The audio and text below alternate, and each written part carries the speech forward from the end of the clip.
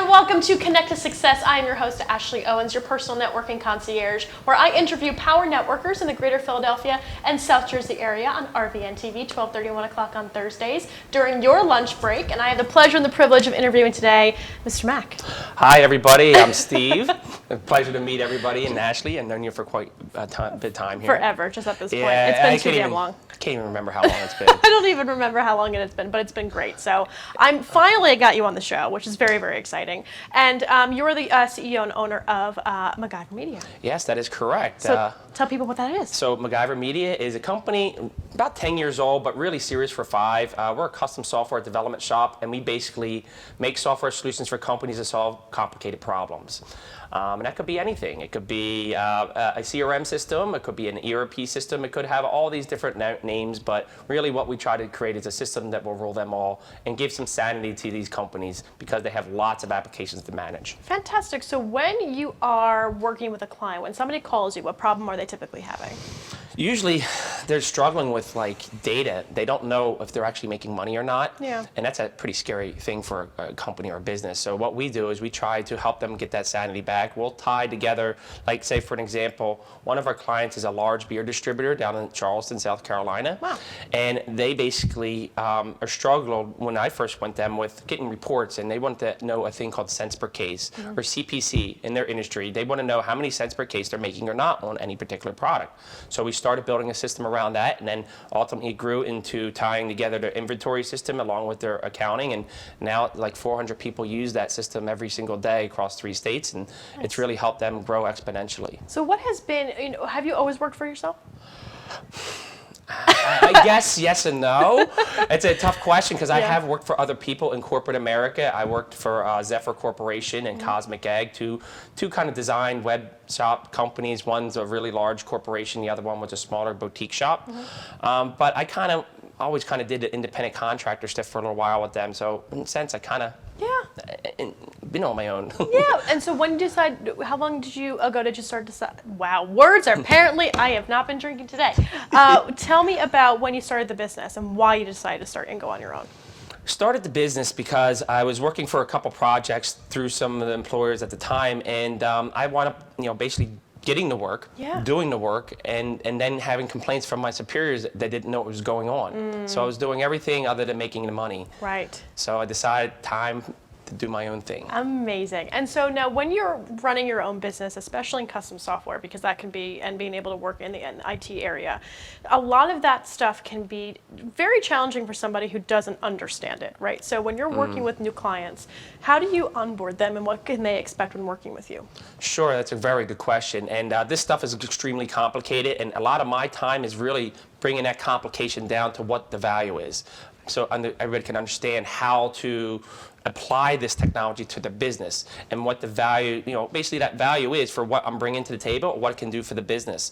And just explain it in simple terms, not, all this technical stuff doesn't mean so much, but what is it really doing? How is it doing it? And what is the outcome of doing this? And so that's really it. And a lot of times, really when we kick off a project, we just picked up a great project with famous 4th Street cookies. We're helping Tina out with, we're doing actually a discovery phase, and that's how we kind of start all projects off that way. We want to do a discovery phase to find out what's really going on, because we hear some things, but they're not maybe exactly what's going on until we look under the hood and see how things are operating. So we always start with a discovery phase, figuring out those bits and pieces, and then that will drive our statement of work of what the solution will be for that company. And so you guys typically work with B2C companies and B2B companies. You can work with any kind of company. We could. Because Cookie Company is B2C. Yeah, but she's a B2C, but I'm a B2B, really. I mean, I can help companies that are B2C, but we're more of a back office where we'll help you with the logistics, reporting, get everything tied together. Their accounting might be disparate from their inventory. We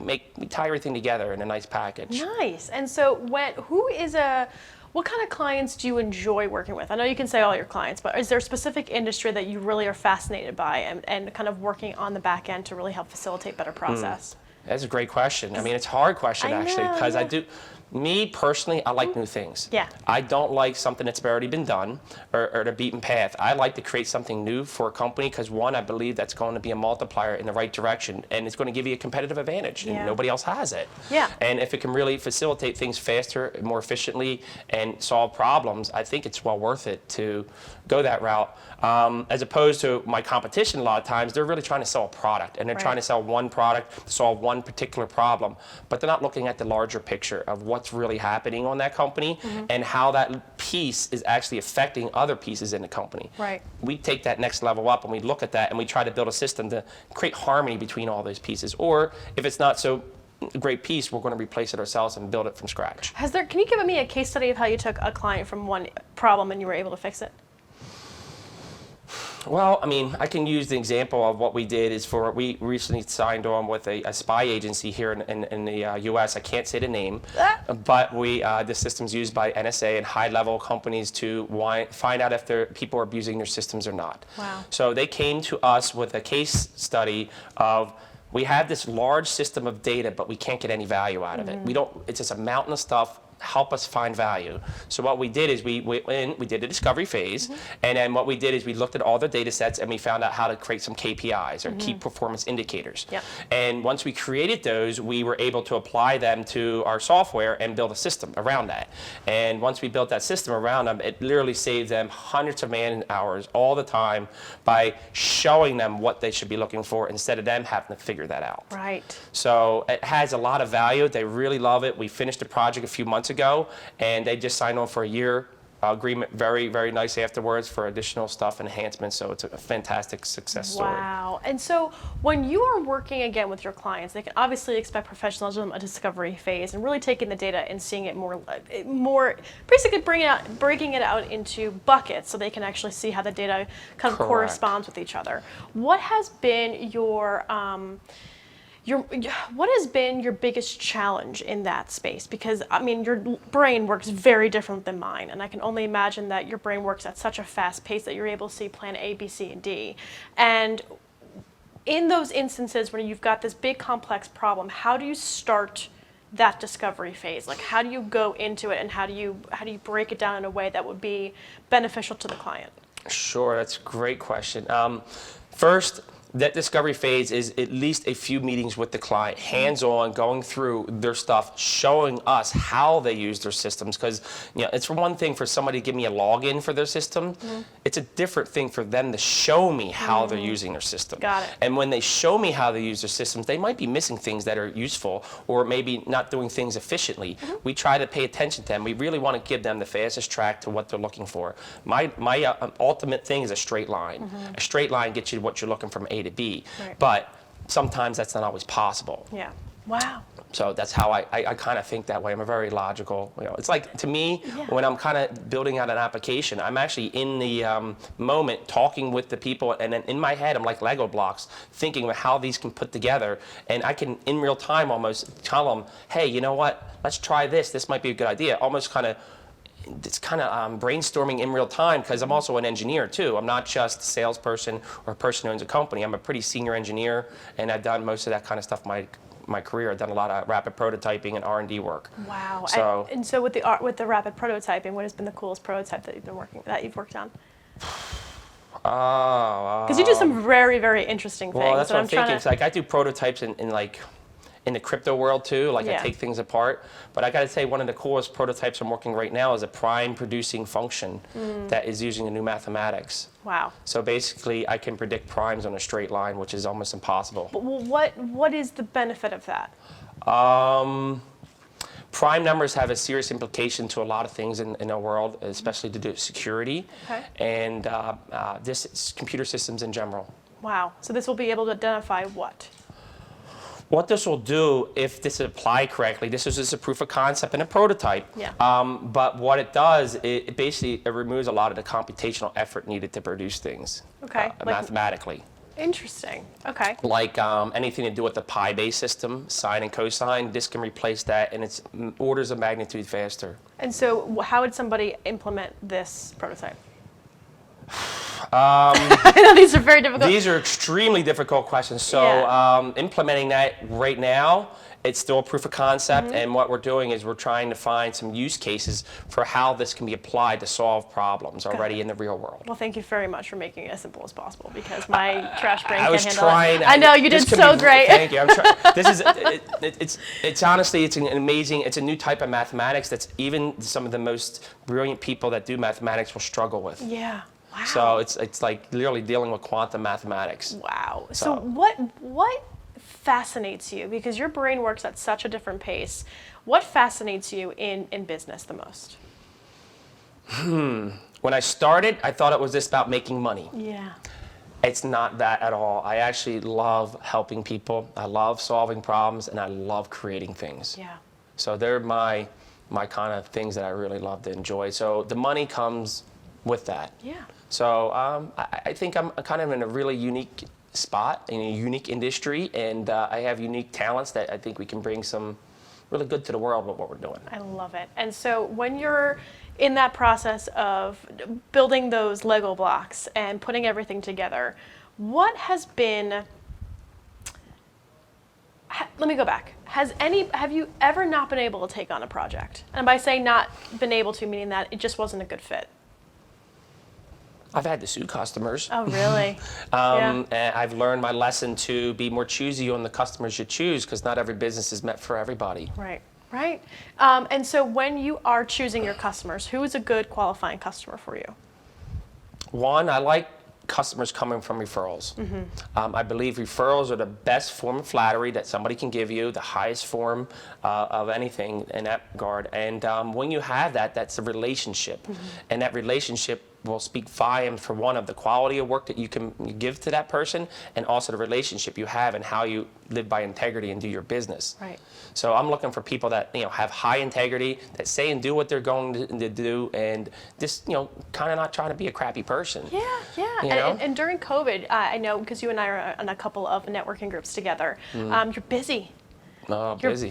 Busy is an understatement. So what has been like, what showed up the biggest influx? Why are you so busy, you think? One, like I said, I had to sue a customer. Yeah. And in that time, as suing a customer, I had to reinvent myself. One, to find new customers. Also, find out the type of person I am and the type of business that I want. And then went after it. And I didn't go after it myself. And what I did is I built myself a network to go after it. And I was able to build quality, trusted people that I know and trust and like working with and enjoy working with. Yeah. And now it's fun. Yeah. I really enjoy what's happening now. It was not so fun going through the lawsuit thing, but is in some senses, I think I had to go through it as a Padawan business owner, as I still consider myself, because I'm an engineer first.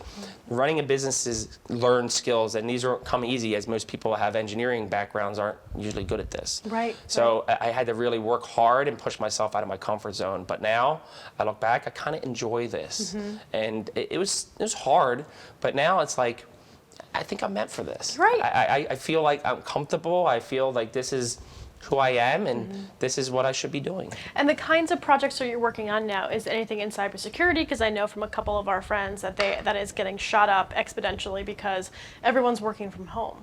So absolutely right. So what's happening in a cybersecurity world, because I do deal with people in that, what's happening now is everybody's building the infrastructure right now for all the home offices, because everybody has to work from home. But they're just starting now. That I think there's going to be a huge influx for software, because it was going to be the infrastructure first, make sure the network's secure, make sure nobody's going to hack you. Now it's going to be like, okay, so now I need reports. I need to see how the company's doing better. That's starting to have an influx. I mean, just yesterday I had 3 referrals come in. We're getting like a referral every day. Yeah, wow. So it's actually being overwhelming. And so gosh. it's not everyone's meant for us either. So I also have trusted referral partners that I'll give that to them if it's not for me. I don't want to ever have a business come to me and me not doing something with it, even if I can't do it. I want to make sure I take care of that person, because they come to with a need and they need something, and it's just not my nature to kind of turn somebody away. Okay, and when we return, we're going to talk to you more about your tactical tips and practical takeaways in networking, and more about the networking groups that you're a part of and how you maintain and nurture that network. Stay Awesome. tuned. We'll be right back. Sounds great.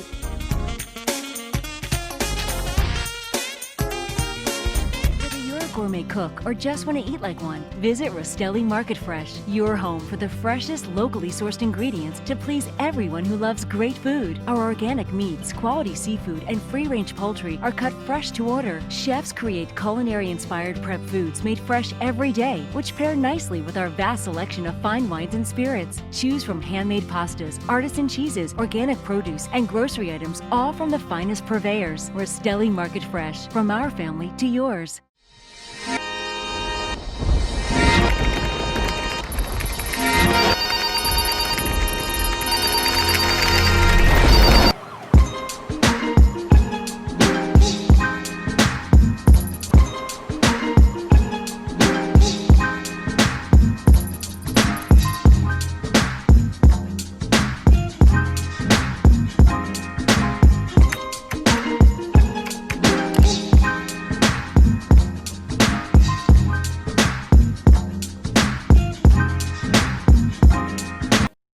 Shelter dogs aren't broken. They've simply experienced more life. If they were human, we would call them wise. They would be the ones with tales to tell and stories to write. The ones dealt a bad hand who responded with courage. Do not pity a shelter dog. Adopt one. Burlington County College.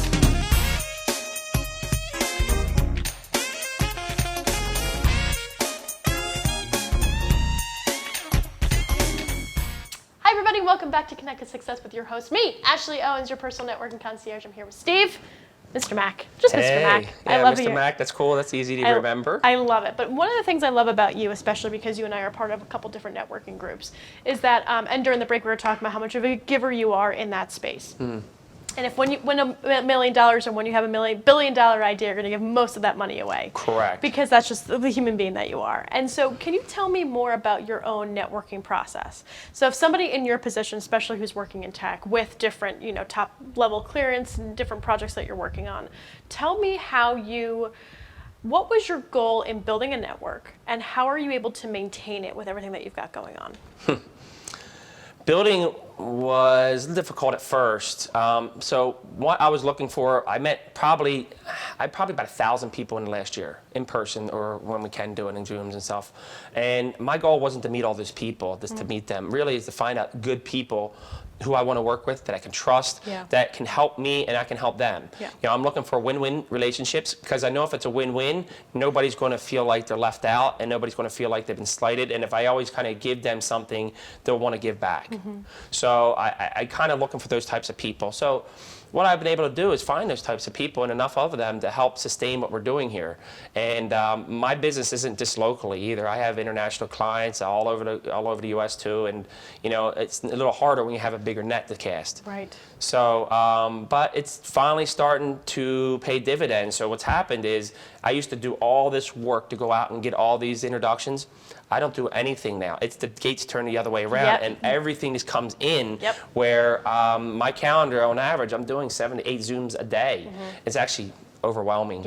And I have to find some sanity in that because 150 Zooms in a month is really a bit out of much. Control. And I do an occasional two of these kind of things a month, just to sprinkle it in. Just to get out of the house and not be in your PJs. Just to keep me sharp. So, but what it's done is give me a massive amount of reach to people, and now I have a really good vision of where different things are for like the real estate market, what the bankers are doing, and commercial real estate, even my own industry. And I'm also connected to a lot of the leaders in the area, and that is very effective for me to get my ideas out, to build partnerships, anything really I want to do for myself, and more importantly for others that I run into, because I'm a really big connector, and it's not about me, it's about the people that I meet and how I can help them with the people I've already met. And building a big network also, like to your point, you're able to understand what the bankers are doing, what the real estate market's doing, and understanding different variations of different businesses, so that way you can cultively kind of intercept yourself into that space as well. I think it's really interesting how, you're actually the first guest that has mentioned that, like you're learning, because you're just a natural learner, you're learning about the different industries intimately, which makes you more well-rounded, which makes you a better connector, because you're able to say, oh, this kind of industry really works well with this industry, which makes that introduction just like off the top of your head you're able to make. I find that to be fascinating. Fascinating. So with the amount of networking that you do, the amount of connections that you make, you had mentioned getting overwhelmed. I think that a lot of people have that problem, myself included. You get overwhelmed with the amount of give that you're giving. Right. But also to your point, what you did for the first 6 months or for the first year is that all you did was go to events and try to make introductions, and now you're sitting back and having that kind of come in. Right. So that's also signifying that networking is a marathon and not a sprint. It absolutely Yeah, is. and it works and it builds up this community and this collaboration opportunity that makes it so much more fruitful. But you have to be patient, and Yes. there's going to be different people that you chat with. There's going to be different people that come in and out of that 150 people that you need in your space. Right. But I find that to be, you just kind of proved a fantastic point that it's a marketing opportunity, not a sales activity, and it grows as you nurture it. Sure. So with your Zoom calls, though, I would love to suggest just taking 15 minutes for each new person, and then a Zoom call with somebody that you already know, just because that's how I do it, because I would get burned out with the same amount of time. Right. I'm feeling that for sure. Yeah, and plus you're working on these high-profile positions too, in these projects. Oh yeah, there's only so many dedicate your hours in time. a day. I mean, I'm working through the weekends, there's no doubt about it, Exactly. but I'm trying to work myself out of a job. Got it. Got it. That's the point. I'm Yeah. not trying to just do this because I want to do all this, because this is a little bit insane. So we're making it not so insane. I love that. So another thing I wanted to bring a point up, which is like what really kind of helped me a lot as I'm going through these things, is I ask a lot of questions, because when you're meeting with somebody, do not sell. Selling is the last thing you want to do. You want to ask questions. It's about them, not you. You want to basically, what do you want? What are you looking for? What are your referral partners? That is key to me, because I can find a job for somebody randomly that can show up. But finding that referral partner is going to give you those jobs over and over again, I think is really key. And that's what I look for. And one of the first questions I ask anybody is, what are your referral partners? So I know, what are you looking for? And if they haven't identified it, help them start identifying them, because that is going to be really key for your business, for any Very business. much so. Yeah, and I think a lot of people forget to ask that during it, because Yeah, you're they not do. there to sell for that person. You're there to help them find the people that can also share clients with. Correct. So, and some people forget, especially networking, they think it's a sales activity where they're kind of like, oh, well, I know you're looking for this person to sell to, but that's not the kind of network that you have. You've got people that will get you to the people that you need. I love that. So what, in someone who's in your position, or maybe someone who is looking to start a business, what advice would you give them, especially in technology, on how to network, where to find the right, let's say, Zoom events to go to? How would you suggest building up that network, besides not selling, but like logistically, what would you suggest for them to have good habits on first? First, find interesting groups and do some Google searches of like meetups and kind of people that have interest in your areas, if you can find them. And meetups are fairly easy to find, and there's a lot of them out there, and it could easily get you in the mix of some people. And then start looking for like the events that are in your area that are well-known networking events. The chambers are also a good start for most people. Just generally getting out there and talking to a lot of people and being comfortable with that is really the most important thing. And trust me personally, I'm an engineer. I was really uncomfortable with all this. I had to work really hard at it, and most people might have to, and maybe it comes easier for some, but keep working at it. And there's going to be a time, like, I'll give you an example. When I joined this organization called BNI as well, Business Networking International, very large, huge organization for business networking throughout the world. And I happened to join one of the largest chapters in the tri-state area, Mainline 1, 70 active business owners. Here I am, this young computer guy going into this room of 70 business owners and can't public speak. Yeah. Wow. And I had to, basically what I did is I got a couple people I could pull aside and say, hey, listen, I'm struggling with this, could you help me? And I asked their help, and that's the biggest thing I'm going to say too, is got to ask for help. Most people are afraid to ask for that help, and if I didn't ask for that help, I probably wouldn't be here right now. Yeah, and that It changed my business and my way of doing business fundamentally. Wow. And do you think most business owners don't ask for help? Yes, I don't think they do. I think they have pride too much. And I think they're scared that people will see the underbelly of what they're doing and not think it's good enough. Wow. That's what I believe. I as a would business agree. owner. Yeah. And most business owners, and myself included, kind of, you're a little protective. It's your baby. It's something you don't want other people knowing that there's a problem. Yeah. Gosh. These are things that I don't know. I just picked up on that. I think they're useful tidbits of information. Very much so. And I love the fact that you first of all, I think you're fearless in a way. I think you're fearless. That is correct. Like, I am. you just I kind of don't run care. through it. Yeah. I don't care. That's my probably biggest strength is that I'll lead the charge, don't matter what. I'll be the first person in line, don't care. Yeah. Ah, gosh, that's great. And I love that. But I think that there's a little bit, especially with business owners, learning how to network because they understand their business. Right. They understand that, but they don't necessarily know, maybe they don't have the sales training or they don't have the prospecting information or they don't have, like the confidence to go up and talk about what they do or just Right. their foundation. They know they want to build something, but there's more to it than just building the thing. Oh, yeah. So I find that to be an authentic networker, you have to have a little bit of fearlessness, or at least not take everything so personally. Right. Yeah. That was a hard thing at first. One of the good examples, because I knew you were in this networking group, is the Philly Man, Jersey Man Yeah, groups. those They're guys, excellent. yeah. The Legacy Club. Yeah. I'm actually wearing a little lapel pin. Hey guys. Yeah, hey guys. Yep. But the first time coming in there, I was introduced in there, and I believe Anthony Mangaluzzo, I didn't really Anthony. know him that well at the time. He introduced me, brought me in a room, and I was like, wow, that's overwhelming. It was at, I think it was Maggiano's. Oh, jeez, It's yeah. this huge room, and I'm like, Yep. oh my God, what am I going to do here? Who am I going to talk to? And I Yeah. said, Anthony, I don't know anybody here. Could you introduce me to somebody? He brought me over to Bill Evans. Ah, there it is. And that was the end of the story. Yeah, that's it. That's all you need And is then Bill. Bill It's like, brought me around to everybody, and Yeah. he's exactly, honestly, a very similar person to me. He's a very giving person, a very good connector, and me and him hit off really good, became really good friends, and we still are today. And he's helped me kind of get out of my cage there and help me feel comfortable enough to start talking to people. And now I don't care who you are or what room you're in. I'll go up to you and say something. It's up to that person how they're going to respond to me. Right. But at least I did what I was supposed to do. Right, or at least you put yourself out there enough to be well received. Right. And I love that. And now you're one of the leaders in that space because thanks. of your, yeah. I don't think I am, but Shut up, Steve. Mr. well, Mac. that's good to hear that.